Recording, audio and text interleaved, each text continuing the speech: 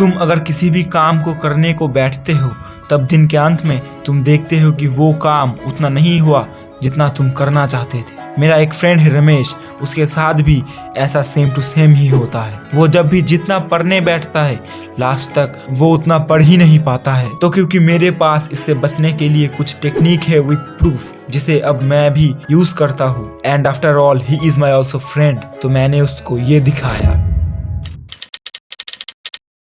The Pomodoro method has revolutionized the way I study, but when I first started using it, I wasn't... And you talk about the Pomodoro technique, which I think I practice halfway. It's you do something for 25 minutes. कई study के मुताबिक Pomodoro technique तुम्हारे distraction को खत्म करके तुम्हारा time को बचाता है। अमेरिकन साइकोलॉजिकल एसोसिएशन APA के मुताबिक स्टूडेंट्स यूथ का 80 से 95% हर काम में प्रोक्रास्टिनेट करता है और 15 से 20% ऐसे भी एडल्ट्स है जो रेगुलरली रोज प्रोक्रास्टिनेट करता है। 2 मिनट रूल टेक्निक को यूज करके लगभग 80% लोग सक्सेस हुए हैं जो पहले कोई भी काम को पूरा नहीं कर पाता था। कुछ कंपनी ने यह पता लगाया है कि मल्टीटास्किंग एक इंसान का प्रोडक्टिविटी को डिक्रीज करता है।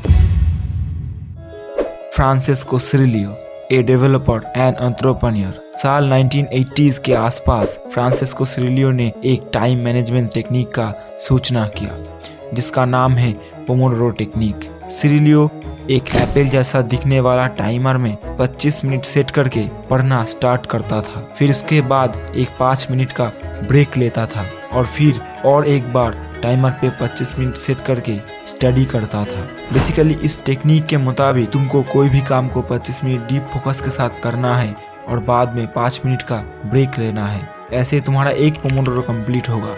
और अगर तुमको वर्क फ्लो और भी अच्छे चाहिए तो तुम इस टाइम को बढ़ा भी सकते हो जैसा मैं करता हूँ। ऐसे कई सारे पोमोडोरो कंप्लीट करके तुम तुम्हारे काम को पूरा कर सकते हो। इस टेक्निक को अप्लाई करने के बाद तुमको कोई भी थकान महसूस नहीं होगा। तुम्हारे ब्रेन में कोई काम का ज़्यादा स्ट्रेस भी नहीं आएगा, इसलिए तुम्हारे काम आधा अधूरा भी नहीं रहेगा।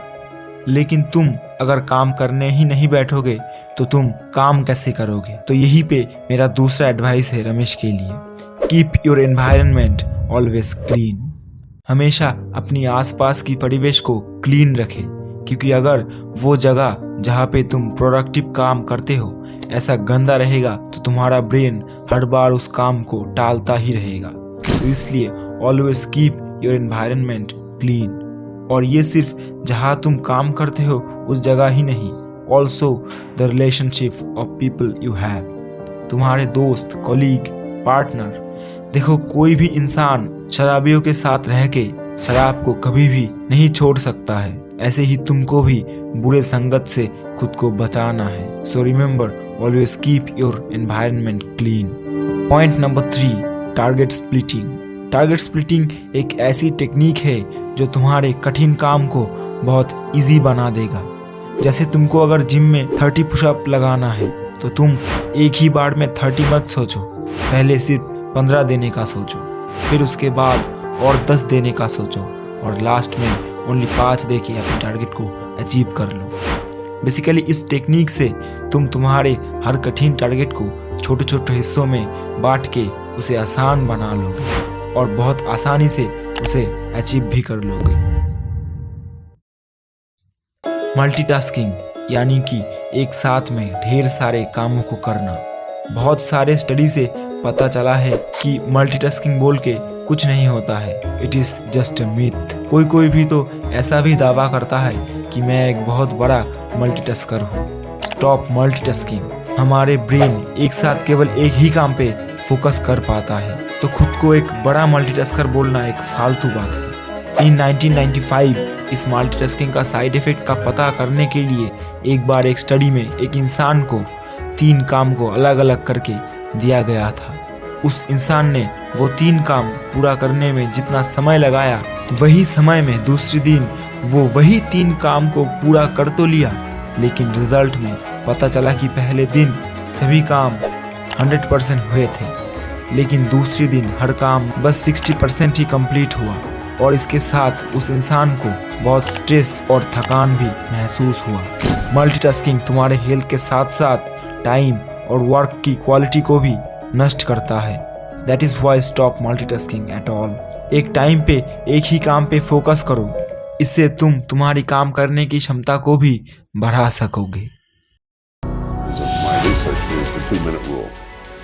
First 2-minute rule comes from Getting Things Done by David Allen. He says, if it takes 2 minutes to do, get it done right. Greatest author and entrepreneur David Allens की एक टाइम मैनेजमेंट बुक है getting things done. इस book में David Allens ने एक new technique के बारे में लिखा है जो तुम्हारे काम के गति को और बढ़ा देगा, जिसका नाम है 2 minutes rule. What is 2 minutes rule? David Allens के मुताबिक जो काम 2 मिनट या उसके अंदर अंदर हो जाता है, उस काम को तुमको झट से कर देना चाहिए, कुछ भी सोचे समझे बगैर। मैं तो इसे इस तरीके से करता हूँ। मेरे को अगर कभी ऐसा काम करना होता है तो मैं मन में 3 तक काउंट करता हूँ और जल्दी से उस काम को निपटा देता हूँ। इससे मेरा बहुत हेल्प होता है, मेरा वर्क फ्लो और भी ज़्यादा फास्ट होता है और मेरा मन में कोई काम को टालने का चिंता भी नहीं आता है।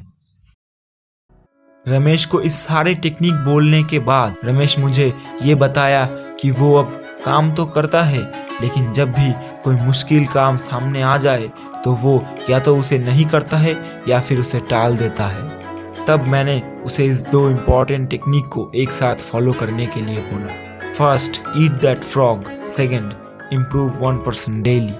Famous American motivational speaker mister brain Tracy का एक बुक है ईट दैट फ्रॉग। इस बुक में एक बहुत ही अच्छा एग्जाम्पल है कि अगर तुमको एक थैली में बहुत स्वादिष्ट खाना दिया जाए और उसके साथ एक फ्रॉग यानी कि एक मेंढक दिया जाए और उसे तुमको खाने के लिए बोला जाए, तो पता है तुमको क्या करना है? तुमको पहले उस मेंढक को खा लेना है ताकि उस फ्रॉग का स्मेल तुम्हारे मुंह में और ना रहे।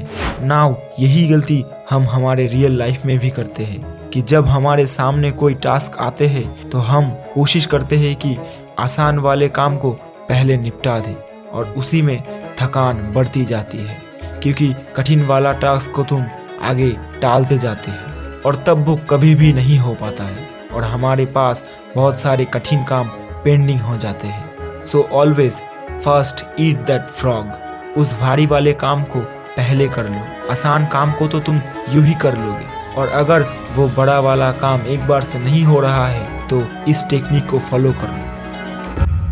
According to the great author James Clear, तुम अगर कोई भी काम में डेली 1% इम्प्रूव करोगे तो 1 साल बाद तुम उस काम को पहले दिन से 37 गुना ज्यादा कर सकोगे।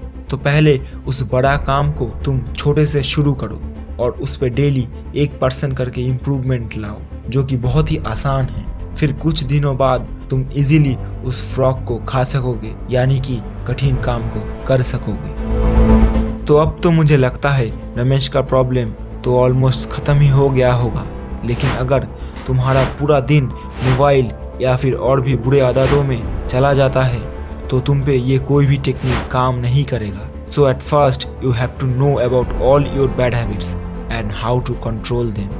तो इस वीडियो को देख के तुम अपने सारे बुरे आदत के बारे में जान सकते हो और पता भी लगा सकते हो कि कैसे उसे कंट्रोल करना होगा।